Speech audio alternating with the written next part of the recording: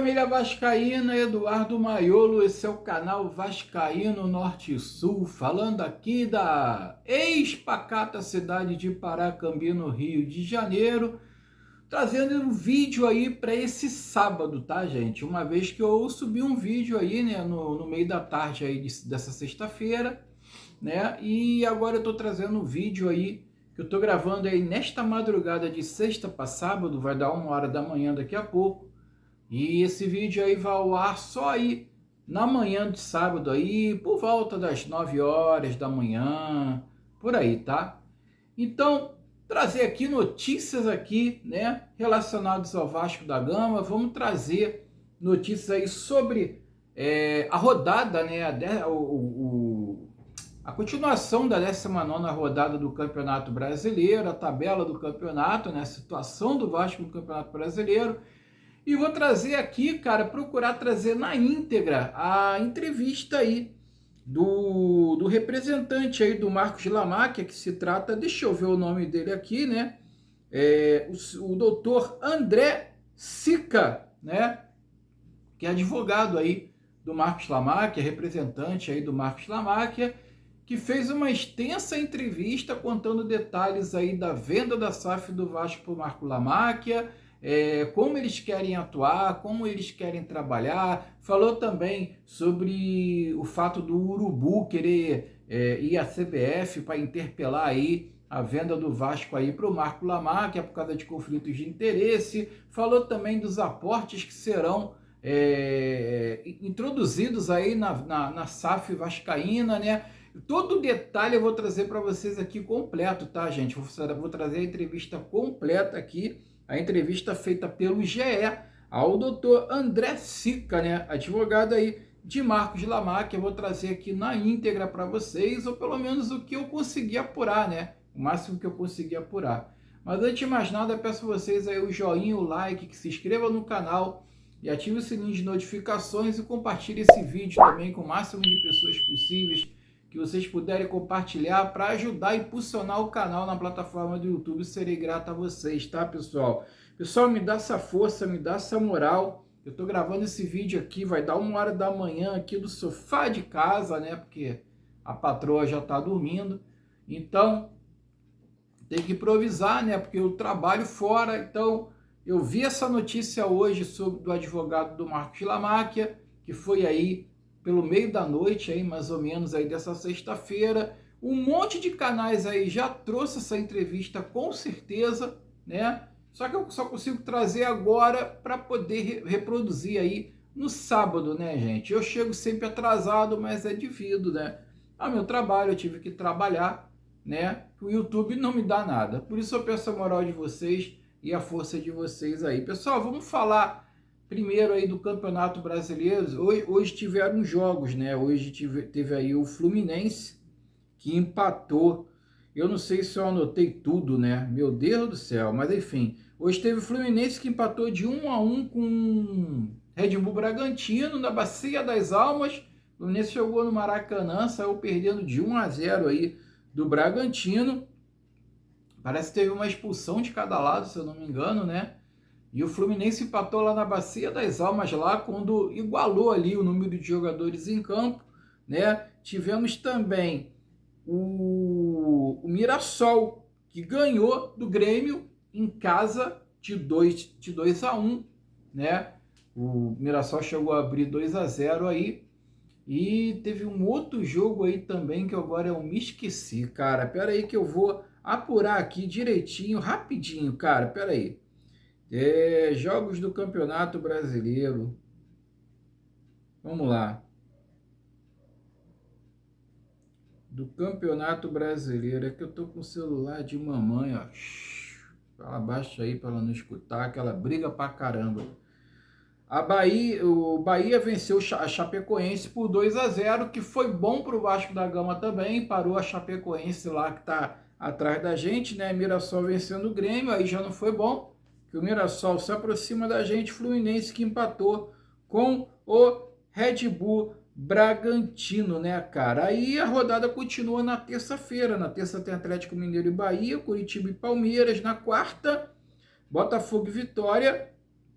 Na quinta, São Paulo e Atlético Paranaense na quarta-feira, né? Internacional e Cruzeiro também na quarta, Chapecoense e Urubu na quarta-feira que vem, Corinthians e Remo na quinta-feira. Ficar de olho nesse jogo, que o Remo está a poucos pontos atrás da gente. Eu vou trazer a tabela aqui já já, né? E do sábado começa a 20ª rodada. A situação é a seguinte, gente.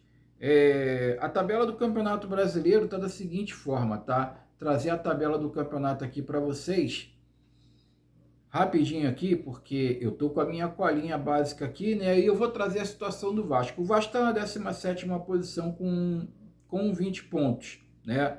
O Mirassol, com a vitória de hoje, foi para tá na 18ª com 19, um ponto atrás da gente, tá?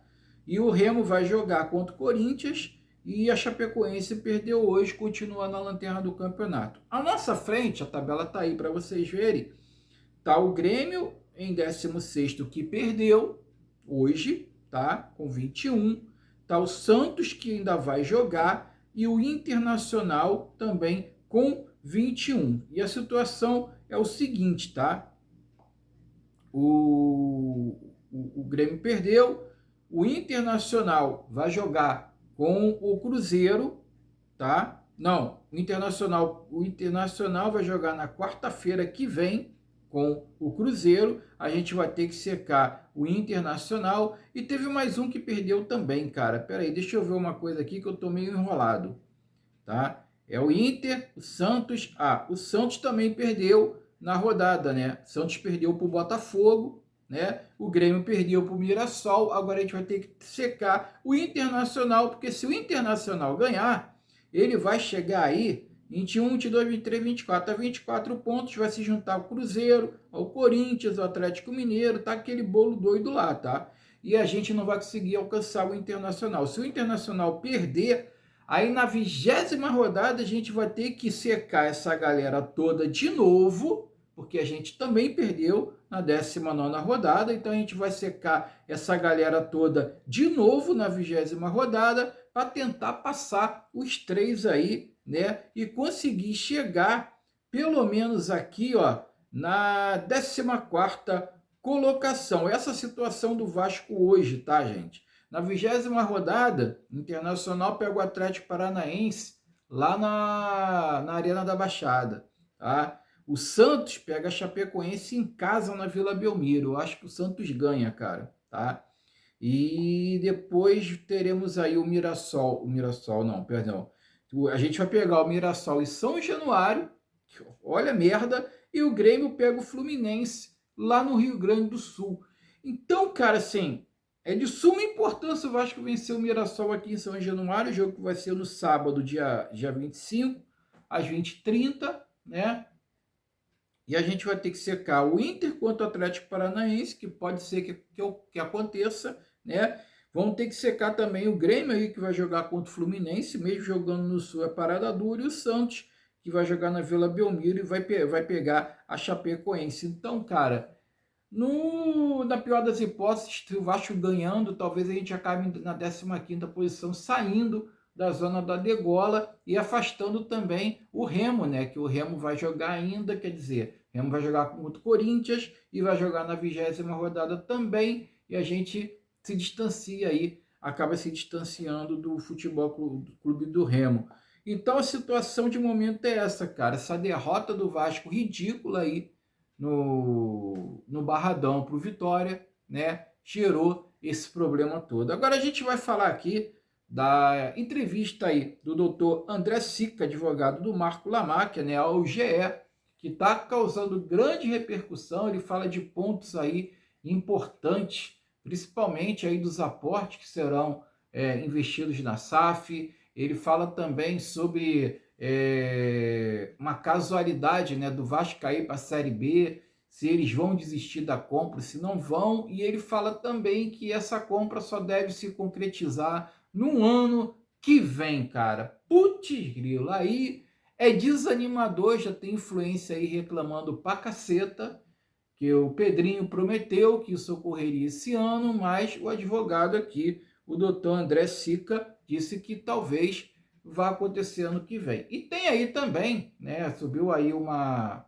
nota dizendo que só a nível de comparação a 777 assinou um memorando de entendimento com o Vasco em fevereiro. E o Vasco só sacramentou a venda para 777 em setembro, quer dizer, 7 meses depois. Então, pode ser que seja, né, como é que se diz? Uma coisa até normal, né? Haja vista, né, todo esse imbróglio aí na justiça, tudo que está acontecendo, que tem atrapalhado, inclusive, sem falar que tem que passar por votação da Assembleia Geral, dos sócios, etc, etc. Já estamos com 10 minutos de vídeo, tá, pessoal? Então, olha só, um pouquinho de paciência que esse vídeo aí vai render, mas eu vou trazer tudo aqui detalhado. Em lugar nenhum você vai ver isso aí não, tá? Tu vai ver aí influenciador falando coisa resumida, né? Eu tô aqui para mastigar tudo para vocês, não tô aqui para dar furo de reportagem nem nada, mas para mastigar para você que não tem tempo de ler, para você que não tem tempo de ver, de pesquisar, né? E quer saber da entrevista, é só assistir o vídeo aqui que você vai se inteirar de tudo, tá? Então, aspas aí para o doutor André Sica, ele começa dizendo, né? A gente não tem, obviamente, como contribuir para que a janela seja feita com mais dinheiro, justamente pelo ponto que você levantou, que essa operação não se conclui antes.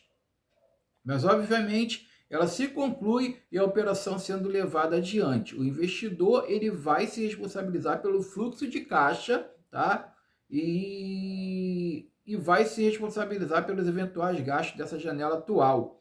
De uma forma ou de outra, a operação se concretizando, a conta vai ser paga. Ou seja, o Vasco contratando agora, tá? O que vai acontecer, gente? Vai acontecer no caso do Nelson de Ossa. O Vasco vai procurar contratações aí com empréstimo, com opções de compra ou com obrigação de compra, tá? Para começar a pagar a partir do ano que vem. Que é a coisa mais certa aí de estar sacramentada a venda da SAF, tá? Aí essa conta vai para o Lamáquia, que já vai ser o dono da SAF do Vasco da Gama. É isso que ele quer dizer. Então, se prepare para contratações aí dessa janela com empréstimo, com opção de compra ou com obrigação de compra. Não espere contratações à vista, não vai ter. Ou então, alguma oportunidade que surgir de algum jogador que tiver aí livre no mercado, tá? Só para resumir essa aspas aqui. Outra aspas do doutor aí, Rica, né? Do doutor Sica, aliás, do doutor André Sica. Lamarck é um bilionário, mas isso não significa que tenha recursos ilimitados. Ele tem um patrimônio muito grande, porém esse patrimônio precisa ser administrado com responsabilidade. Ninguém coloca dinheiro sem planejamento, tá? Outra aspas aí do doutor aí, do... Caraca, eu sempre esqueço o nome dele. André Sica, né? No caso, ele diz que tem que ter planejamento para o Lamarck colocar um dinheiro no Vasco, né? Esse dinheiro que está sendo aí para colocar, né? E, enfim, só que ele se contradiz, né, cara? Tem um ponto aqui na entrevista que eu vou passar para vocês que ele diz que o Lamáquia tem um patrimônio ilimitado, né? Que ele não está preocupado com dinheiro. Enfim, eu vou chegar lá, né? Aí a entrevista começa, né? Perguntado sobre o aporte de 500 milhões de futebol em 5 anos, o advogado André Sica revelou: eu tenho 500 milhões para a melhoria do futebol. Eu preciso fazer em 5 anos 100 milhões por ano? Não. Eu posso escolher, por exemplo, fazer o aporte no primeiro ano. Os 500 milhões, se eu quiser, e fazer uma manutenção nos próximos 5, mas isso obviamente vai de uma gestão do investidor. Ou seja, ele pode investir os 500 milhões de uma vez só e fazer a manutenção nos próximos 4 anos, né? Com venda de ativos, com receitas de patrocinador, etc, etc e etc, né? E ele continua: se ele achar que é melhor fazer boas contratações para depois fazer venda e a partir daí equilibrar o futebol, pode ser uma forma de fazer gestão, mas eu tenho que no mínimo por ano fazer um acréscimo de 100 milhões de futebol. Ou seja, ele está dizendo aqui que se o Lamarca quiser botar 500 milhões para fazer um time do caralho logo de cara, ele pode fazer, tá? Mas ele vai ter que depois, né, botar o pé no freio e com a venda aí de jogadores aí, equilibrar o futebol, mas vai ter o acréscimo aí de 100 milhões todo ano. Então, quer dizer, vai ser corrigido, né, esse investimento, e a cada ano vai ter aí um acréscimo de 100 milhões desse investimento, vai entrar mais 100 milhões no futebol a cada ano que passar, tá? Aí perguntaram para ele o seguinte: mas esse 1,5 bilhão é dinheiro novo ou gerado pelo caixa do Vasco? Aí ele responde: é óbvio que é dinheiro novo, porque se a administração do investidor passou a gerar esse dinheiro, é porque ele fez uma boa administração e gerou. Porque se eles fossem capazes de gerar, já poderiam ter gerado. É realmente, né, cara? Nenhuma gestão que passou pelo Vasco, ou seja, que eu entendi é o seguinte, tá? Se ele passou a gerar esse dinheiro, digamos que ele faça uma gestão que ele consiga elevar a receita do Vasco da Gama e passe a gerar aí esse 1,5 bilhão. Então, é dinheiro novo, porque até agora nenhuma gestão do Vasco conseguiu, nenhuma gestão que passou conseguiu gerar esse tanto de receita para o clube, né? Isso daí ele fala aí em 10 anos aí que tá a princípio para ele administrar o Vasco da Gama, tá? Ele vai ter obrigatoriedade de administrar a SAF pelo menos no mínimo por 10 anos, tá? E sem tirar nenhum dividendo, tá? O que diz o contrato. A chance de, num período de 5 anos, eu conseguir gerar receitas adicionais de 300 milhões por ano para equalizar isso é mínima. Quer dizer, ele não consegue gerar receita de 300 milhões em 5 anos. Ele está querendo dizer. E eu tenho obrigação de aporte em cima disso. Ele vai ter que botar aporte nesses primeiros 5 anos. Porque ele quer dizer que ele não tem como gerar 300 milhões em 5 anos de receita. Não é possível. Vamos dizer que o primeiro ano a operação já foi. Na verdade, porque não deve nem fechar completamente este ano. A gente já tem um descasamento de 300 milhões. Isso já foi. Então, essa dívida vai ter que ser paga. Digamos que a gente entre no ano que vem. No ano que vem, eu parto de uma despesa de no mínimo 800 milhões de reais. E eu tenho que tentar equalizar isso. Ou seja, né, ele vai investir 500 milhões, né? Então, ele já vai ter 300 milhões a mais de despesa já no ano que vem, cara. Por quê? Porque o Vasco vai fazer a contratação agora, empréstimo com opção de compra, né? E vai jogar para o ano que vem no colo do Lamáquia, né? É mais ou menos isso que ele quis dizer, tá? Aí ele continua: gente, 10 anos para colocar isso é para fugir da política do Vasco. O investidor precisa ter autonomia total de gestão. O Marcos sabe fazer gestão e a família é muito boa de gestão. Então, assim, eu tenho a discricionariedade de fazer este investimento ao longo dos 10 anos, e esses 10 anos foram colocados como blindagem para ninguém vir cobrar algo do investidor nesse período. Mas eu acho que para todo mundo não é segredo para ninguém, né? Já existe o projeto do CT novo, e isso se pretende implementar em curtíssimo prazo, porque, na verdade, a melhoria desportiva corre em favor do novo gestor, ou seja, ele está dizendo que um CT mais moderno que eles querem construir, né, um CT de primeiro mundo, né, aqui no Brasil, isso vai ajudar muito, inclusive, no desempenho esportivo do clube, o clube alcançar aí patamares maiores e dessa forma também faturar, ter mais receita, né, cara? Ter um aumento de receita mais considerável, perdão, e faturar mais grana, né? De premiação de campeonatos, etc e tal. Por fim, a gente tem ainda nesse último pilar mais 30 milhões para imediatamente durante os próximos 2 anos fazer melhorias no centro de treinamento das categorias amadoras. A gente tem uma obrigação garantida de mais de 3 bilhões. E, ao mesmo tempo, a gente tem um desembolso mínimo de quase 2 bilhões. Ou seja, ele está dizendo aqui que, no mínimo do mínimo, eles vão desembolsar 2 bilhões no Vasco. 2 bilhões no Vasco, tá? No mínimo, podendo chegar a 3. O que eu conseguir dentro desse delta é qualidade de gestão.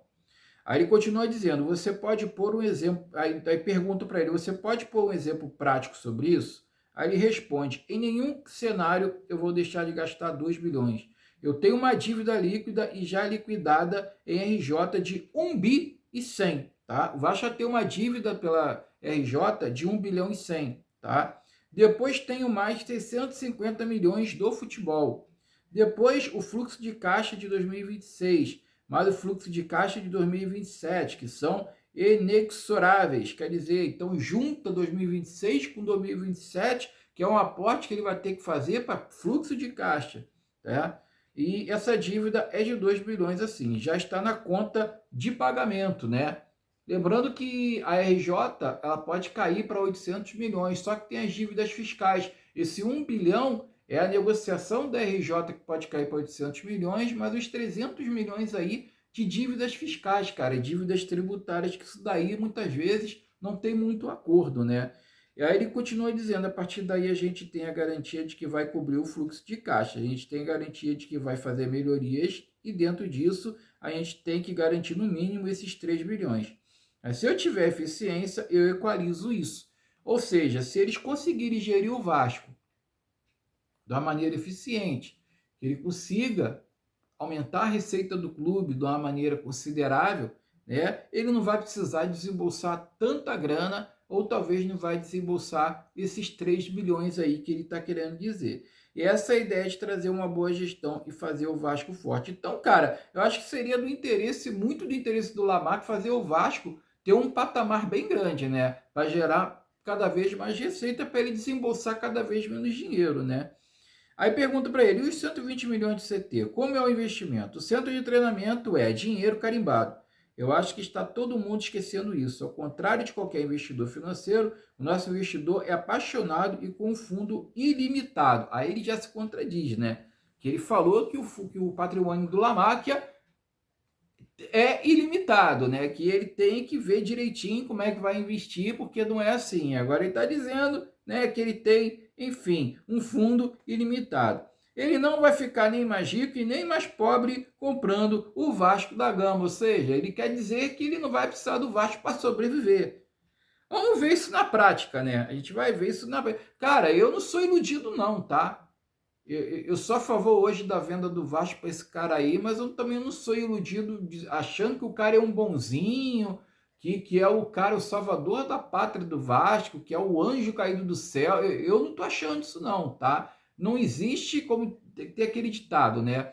Não existe almoço grátis, né? Não existe almoço grátis. Então, vamos com calma. E ele continua falando, tá? Comprando o Vasco. E é tão simples quanto isso. Aliás, não vai fazer grande diferença. Então, o ponto é que ele quer transformar o Vasco na potência que ele quer e que o Vasco tem vocação para ser. Ó, gostei disso, hein? É tão simples quanto isso. Tanto é que, ao contrário de qualquer investidor, ele pretende ficar no mínimo 10 anos com as ações. Foi o que eu falei, tá? No mínimo ele vai ficar com 10 anos no Vasco. Ele pretende ficar a vida inteira, mas ele se compromete a ficar pelo menos 10 anos. Isso qualquer investidor que vem só pelo benefício financeiro não faz. Realmente, cara, vamos ver isso na prática, né? Aí perguntaram para ele o seguinte, a negociação já dura 2 anos com a família Lamarck, antes foi diretamente com o José Roberto, o pai. Como foi esse período? Aí ele responde, né? A operação de agora é um pouco diferente dessa. Na verdade, o Vasco fez uma visita ao Palmeiras durante essas temporadas. O Pedrinho acabou ficando bastante próximo e saindo para jantar com a família Lamarck. O Marcos, obviamente, como investidor que é, e entendendo o negócio, depois ligou para o Pedrinho. O Vasco é gigantesco, é um bom negócio em qualquer cenário para quem tem dinheiro. A gente chama isso de ativo estressado. Porra, bota estresse nisso, né, cara? Bota estresse nisso. Peraí, chama isso de ativo estressado. É um ativo que, por conta de mais gestões de administração, é levado a um piso de valor, mas que, na verdade, está desencontrado entre o valor dele atual e o valor que ele deveria realmente ter. Ou seja, né, cara, fuderam tanta instituição que o Vasco poderia ter sido muito mais valorizado e não foi por causa de inúmeras sacanagens que já fizeram com esse clube, né? Então, nem preciso falar mais nada. Por que é ativo estressado? Então, isso por si só revela um grande negócio. Então, você trazer um grande ativo para o seu real valor revela um grande negócio, mas para você fazer isso, você tem que ter uma condição financeira muito grande. Cara, se o Vasco tiver realmente esses aportes, se o Vasco tiver realmente um patrimônio desse, tiver esses recursos, com a torcida que o Vasco tem, eu já cansei de falar isso, tá? O tamanho da torcida do Vasco, a torcida do Vasco carrega o Vasco nas costas. O tamanho da torcida do Vasco, com o Vasco bem financeiramente, amigo, ninguém segura o Vasco, não. E é por isso que tem um monte de gente se incomodando, como o senhor Luiz Eduardo Batista, presidente do Urubu. Tem um monte de gente aí já quicando, Rede Globo, mídia, o caralho a quatro, inventando esse negócio de conflito de interesse, que eu ainda vou tocar nesse assunto também, tá? Porque sabe que o Vasco, financeiramente, tá? Equacionado, financeiramente estabilizado, com a torcida que o Vasco tem, meu, e se a torcida abraça tudo do clube da maneira que está, da maneira que o Vasco se encontra, você imagina o Vasco lá em cima, o Vasco, porra, puta merda, cara. Aí, meu irmão, sai de baixo, tá? Aí perguntaram para ele, na época da 777, pouco se discutiu uma série de termos. Por exemplo, como esse investidor se remunera? Aí ele responde, tá? Boa pergunta essa daqui, tá? O Marcos efetivamente não está preocupado no momento. Como esse investidor se remunera? Não entendi a resposta. O Marcos efetivamente não está preocupado no momento. Eu posso te falar tecnicamente como se remunera isso. Mas, obviamente, a remuneração disso e a lucratividade disso, ela está em você tirar um clube de um patamar de valor que ele está desencaixado com aquilo com que ele efetivamente tem vocação para ser. É como se você pegar uma empresa falida, você investir um dinheiro que você tem e botar essa empresa lá em cima e depois colher os frutos dela. Assim que eu entendi, né? Tu vai pagar menos de uma empresa falida para valorizar ela, para amanhã, quando você vender, você vender pelo dobro, pelo triplo, né? Assim que eu entendi. Para ser. Esse é o ponto básico. A partir daí você pode trazer novos investidores já no que a gente chama de valuation, né? Então vamos recapitular. Tirar um clube de um patamar de valor que ele está desencaixado com aquilo com que ele efetivamente tem de vocação para ser. Esse é o ponto básico. O valor apurado já está no valor do futuro, no valor que ele terá. Dessa forma você remunera. É o que é basicamente a operação. Até citando um exemplo ruim, mas do Textor, né? O Textor, na verdade, tentava trazer um clube que estava desencontrado entre o valor real e o valor atual e levar para um outro patamar, e depois ele faz a venda secundária, né? Aí ele continua, e a partir dessa venda secundária ele gera o dinheiro para o grupo, né? Essa é a forma de gerar valor, mas não é a preocupação do Marcos. Ele volta a dizer que o Marcos não tem interesse nenhum de tirar dinheiro do Vasco, de beneficiar com isso aí, né? Ele percebeu, eu acho, que até pelo perfil da família e pelo que viu a família fazendo negócio, ele é um bilionário com recurso infinito. E por outro lado, ele não participa hoje de uma atividade que no Brasil é extremamente interessante. É uma atividade que gera status, é uma atividade que abre portas e coloca investidores e pessoas no mapa. Cara, ele pode usar o Vasco, cara, até para os negócios dele, tá? Ele pode usar o Vasco. O Vasco pode atrair até vantagens para os negócios deles pessoais. Tem várias maneiras do cara tirar proveito da compra de um clube, não necessariamente tirar recursos ou dinheiro de dentro do clube ou qualquer tipo de lucro, né? Ele pode elevar o patamar das empresas dele também, né? Usando o Vasco da Gama, que é uma grande marca, né? Por que não? Ele não apareceu até agora. Por quê? Ele tem um perfil muito diferente da família, por ser muito discreto. Ele escolheu isso. Obviamente, o Marcos, vocês sabem muito bem, une a fortuna da família Faria e a fortuna da família Lamac. E por conta desta situação, não chega a ser muito comum. Alguém que funde duas fortunas, ele acaba preferindo se manter, de certa forma, bastante discreto, né? Segundo advogado, ele não quer aparecer muito, né? Por pertencer a duas famílias milionárias, né? Bilionárias, né? Ele continua, de uma maneira geral, eu acho que até por todo esse cenário, por gostar de estar com a família, acaba preferindo ser discreto. Por outro lado, obviamente que ele pretende estar presente no momento em que essa compra se confirmar. Não tenho a menor dúvida de que teremos o Marcos junto conosco e acho que todos vão enxergar a mesma pessoa que a gente tem enxergado há anos, tá? E perguntaram para ele depois, você falou que não fecha este ano, exatamente em que fase está a negociação, tá? Ele falou que a venda não fecha esse ano não, tá, galera? Não fecha esse ano, não é fácil assim não. Ele responde, não é um processo nada simples, você está fazendo uma compra de uma unidade produtiva dentro de uma recuperação inicial. Então, isso por si só tem o seu ritmo em que pé estamos. Em que pé estamos? Acho que finalmente a gente concluiu mais de 2 anos e meio de negociação. Não foi simples. Eu acho que as idas e vindas dentro da política do Vasco atrapalharam muito, interromperam muito o processo. Claro, né? O processo mudava muito ao longo do tempo. Isso foi ruim, foi desgastante. Por isso que a gente fala que a grande mérito do Pedrinho foi manter o Marcos nessa mesa.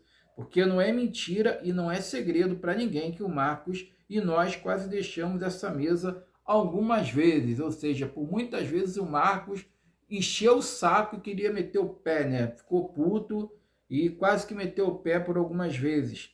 Porque foi uma mesa itinerante, foi uma mesa conturbada durante esses 2 anos, eu imagino, e meio, 2 anos e meio. Mas finalmente, acho que depois dessas idas e vindas, a gente concluiu o processo e assinou um acordo de investimento com condições precedentes, e são diversas as condições precedentes. Segunda coisa que precisa acontecer, a gente precisa concluir uma auditoria no Vasco satisfatória, ou seja, precisa concluir que todas as garantias e declarações que o Vasco deu ao longo desse processo, quer dizer, eles ainda têm que apurar as garantias, tá? E as declarações que o Vasco deu ao longo desse processo. Vai ter uma auditoria antes deles sacramentarem a compra da SAF, tá? De fato ocorreram e estão aperfeiçoadas, ou seja, eu não vou encontrar nada nessa auditoria que me indique a não compra do Vasco. Então tem que estar tudo direitinho, cara, tudo direitinho. Então preciso concluir essa auditoria, tá? Ele continua. E depois, finalmente, eu preciso que os órgãos internos do Vasco aprovem. Aí é aquela fase lá estatutária, né?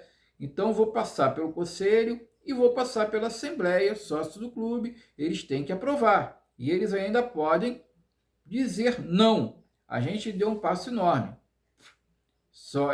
A gente deu um passo enorme, que foi a assinatura do contrato. O protocolo deste contrato perante ao juízo do RJ foram passos enormes, mas a gente sabe que há outros passos pela frente, não são poucos e não são simples, tá? E pergunta para ele o seguinte, como está a negociação com a 77 e a ECAP, né? Mas só para resumir a questão anterior, a venda não vai ser esse ano, parece que a venda não será esse ano, tá? O que eu posso dizer para vocês é que há negociação, que há negociações e houve negociações. A gente identificou as pessoas que são as pessoas responsáveis por essa negociação, e seja através de uma negociação pelo Vasco, seja através de uma negociação por outros profissionais contratados pelo Marcos, ou seja, pela própria Justiça. Em qualquer uma dessas três pontas, vai se resolver o problema da 777 e o acordo vai ser levado para frente. Ou seja, juridicamente, eles parece que eles se garantem, né, cara? Parece que eles não veem aí a 777 e ECAP aí como entrave para poder concretizar essa compra, não. Aí vem o ponto culminante, né, cara? Quando ele fala do Urubu querer interferir, né? E perguntaram para ele.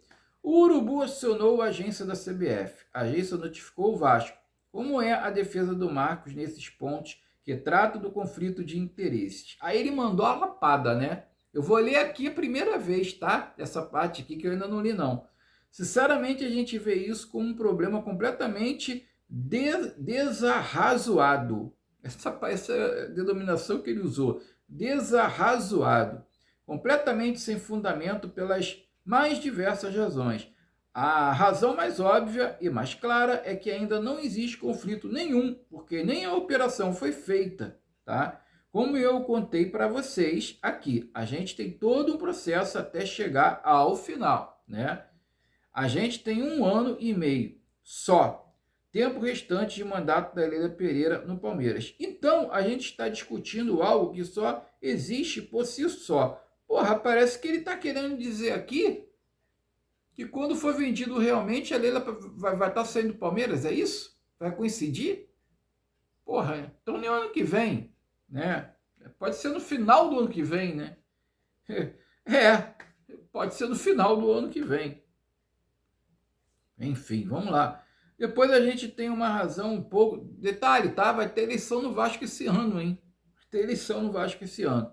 Depois a gente tem uma razão um pouco mais filosófica da questão. Eu acho muito curioso, até complexo. Você vê pessoas ou clubes que deveriam ver essa operação com muito bons olhos, lutando contra isso. Porque, na verdade, o que a gente quer é um futebol forte, a gente quer um Vasco forte, a gente quer um Vasco com as dívidas pagas, a gente quer os credores pagos, a gente quer o Vasco ganhando títulos. É isso que a gente deveria querer. Então, você trabalha, de certa forma, para que um bem comum, quase um bem social, não se concretize. Me parece até um contrassenso, mas também não preocupa. O Vasco hoje recebeu já uma interpelação, na verdade, já vem mantendo tratativas com a Aresf. A gente vem mantendo, a Aresf é o órgão lá da CBF do Fair Play Financeiro, tá, gente? A gente vem mantendo tratativas há muito tempo, vem conversando com eles há muito tempo. E assim, a calma que eu posso te passar é a calma que eu passo para eles. A gente vai implementar qualquer tipo de solução proposta pela CBF. Tão simples quanto isso. Por isso que é meio até loucura a gente ficar discutindo isso, porque o Marcos tem total condição de implementar qualquer uma das operações que serão sugeridas pela Aresf. Lembrando que a gente tem 1 ano e meio só de suposto conflito, né? Porque ainda há discussão de que o Marcos é alguém absolutamente autônomo, com seus negócios próprios, seus patrimônios próprios, seus interesses próprios. Então, primeiro teria que discutir o conflito técnico. Mas se chegasse à conclusão de que o conflito técnico existiria, ele existiria por menos de 1 ano. Por menos de 1 ano. Isso já me preocupou, tá? Porque acho que essa SAF aí, cara, essa venda só ocorre no meio do ano que vem, tá? E neste menos de 1 ano, o Marcos tem total tranquilidade para implementar qualquer sugestão a ser proposta pela Aresf. Qualquer uma. Então, dentro disso, a operação vai acontecer. É importante que se diga. Ela vai acontecer. Essa luta contra é uma luta que é desgastante. É um gasto innecessário de energia e, ao mesmo tempo, é um recado muito ruim, porque todo mundo deveria estar lutando junto de mãos dadas para a operação não só acontecer, mas para que todos os credores fossem pagos, que o Vasco fosse engrandecido, que o futebol carioca fosse engrandecido. É uma briga que nem soa bem, sinceramente, mas que não causa nenhum tipo de preocupação. O Vasco está na zona de rebaixamento do Brasileirão, nota da redação na entrevista gravada antes da derrota para o Vitória. Né? O interesse se mantém em caso de rebaixamento, e perguntaram para ele, né? Aí ele responde, se o Vasco cair, o acordo continua de pé, porque o acordo não foi condicionado à permanência do Vasco, mas o Vasco não vai cair de jeito nenhum. A operação vai acontecer. Então a gente trabalha com esses dois cenários de uma forma bastante clara. A gente não tem, obviamente, como contribuir para que a janela seja feita com mais dinheiro, justamente pelo ponto que você levantou, que essa operação não se concluiu antes. Mas, obviamente, ela se concluindo e a operação sendo levada adiante, o investidor vai se responsabilizar pelo fluxo de caixa e vai se responsabilizar pelos eventuais gastos dessa janela atual. De uma forma ou de outra, a operação se concretizando, a conta vai ser paga. O perfil desse investidor é tão diferente da 777, mas tão diferente, é difícil até começar a dizer o quão diferente ele é. Primeiro, ele tem recursos muito maiores do que a 777 e muito mais ilimitados. Ele tem uma abundância de recursos. A 777, na verdade, não tinha recurso nenhum, né, gente? Vamos combinar, né? Não escassez. Segundo, é um investidor local conhecido. É uma pessoa conhecida, que sabe onde está. É uma pessoa que sabe a grandeza do futebol. Uma pessoa que não tem finalidade econômica. Ele enxerga todo o universo do futebol e tudo aquilo que o futebol pode gerar para ele. Ele não tem vontade de desinvestimento. Ele tem vontade de investimento, né? Ele não tem vontade de tirar, ele tem vontade de pôr. A gente está falando de água e óleo aqui. Nossa, meu Deus, né? Ele é muito bonzinho, né, cara? Porra, te contar uma coisa, né? Aí, né, André Sica, advogado de Marco Lamarck, comenta sobre o suposto conflito de interesse. E isso aqui eu botei 2 vezes, gente. De interesse envolvendo Marcos Lamarck e Leila Pereira. O Vasco já recebeu uma interpelação, já vem mantendo tratativa com a Aresta. Isso daqui eu já falei tudo, né? Ah, tá, isso aqui é repetição. Então, pessoal, vamos ver o que vai acontecer, né, cara? Parece que essa venda só vai ser no ano que vem. Parece que o Marcos Lamarca está com muita vontade de investir no Vasco, mas parece que não vai ser tão rápido assim, não. E tudo indica que o Vasco vai comprar jogadores aí com empréstimo, com opção de compra ou obrigação de compra, para jogar no colo do Lamarca lá no ano que vem realmente, entendeu? Então, pô, pelo que ele está dizendo aí, que os conflitos de interesses só podem ser justificados, né, com menos de um ano, né? No caso, contando que a Leila Pereira vai sair do Palmeiras no final do ano que vem, então vamos dizer que ele compre a SAF aí só em fevereiro ou em março, realmente, né? Enfim, né, cara? Então, talvez nem para o planejamento da próxima temporada teremos a SAF vendida. É uma questão bem complicada, né, pessoal? Sinceramente, eu queria que isso acontecesse de uma vez por todas, para acabar toda essa briga aí, todo esse imbróglio aí jurídico, político que o Vasco vive, que porra, puta merda, tá? E só para finalizar aqui rapidinho, tá, gente? Uma nota que saiu agora no final da noite. A administração judicial cobra regularização de governança da Vasco SAF, tá? Os pontos são os seguintes, ó. Relatório protocolado na 4ª Vara Empresarial do RJ. Quer dizer, a justiça está em cima aí, mesmo com o Pedrinho voltando ao controle da SAF, a justiça está ali controlando, está monitorando todos os passos da diretoria. Se mijar fora do pinico, vai rodar de novo, né? Vamos lá. Eles estão cobrando Assembleia Geral. SAF pretende convocar a Assembleia em até 10 dias para aprovar as contas de 2024 e 2025. Olha só, não fizeram Assembleia para aprovar as contas de 2024 e 2025, já estamos em 2026. E deliberar outros temas. Atas pendentes. Diversas atas da Assembleias e reuniões de Conselho de Administração ainda não foram registradas na Junta Comercial. Isso é grave. Conselho Fiscal. Órgão está vago após denúncias, né? Os conselheiros lá do Conselho Fiscal renunciaram, né? Lembrando, né? Os ratos, né? Que abandonaram o navio, né? Órgão está vago após denúncia. Eleição de novos membros é considerada urgente para fiscalizar a gestão da SAF. Vamos se mexer, Pedrinho. Reuniões de governança, tá? Proposta prevê reuniões quinzenais do Conselho de Administração e reuniões mensais com a administração judicial, tá? Principais medidas sugeridas à Justiça. Publicação das atas de governança no portal da SAF, preservando informações confidenciais quando necessário. Regularização dos registros pendentes da Junta Comercial, realização de Assembleia Geral para deliberar sobre a conta de 2024 e 2025, eleger os membros do Conselho de Administração e do Conselho Fiscal com membros independentes e definir a remuneração global de administradores. Tá? Aí a nota termina dizendo: objetivo, adequar a governança da Vasco SAF à lei da SAF, né? E garantir transparência e segurança jurídica na recuperação judicial. Então, a diretoria vai ter que correr com todas essas cobranças aí, com todas essas obrigações aí, se o Pedrinho quiser continuar à frente aí da SAF vascaína, até mesmo do associativo, para poder fazer essa venda para o Marco Lamarck aí de uma maneira mais tranquila, para que a gente não tenha mais interferência, para que a gente não tenha mais murmurinho e não dê mais motivo aí para a justiça aí implicar com qualquer coisa, né, gente?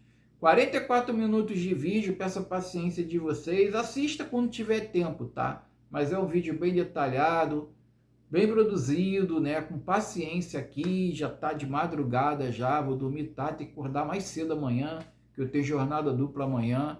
Então, há um esforço aqui muito grande aqui que eu faço para entregar um conteúdo aí, cara, pelo menos aí, sabe, pelo menos assim, bom, tá? Não vou dizer que é ótimo, maravilhoso, mas um conteúdo bom, tá? Fiquem com Deus.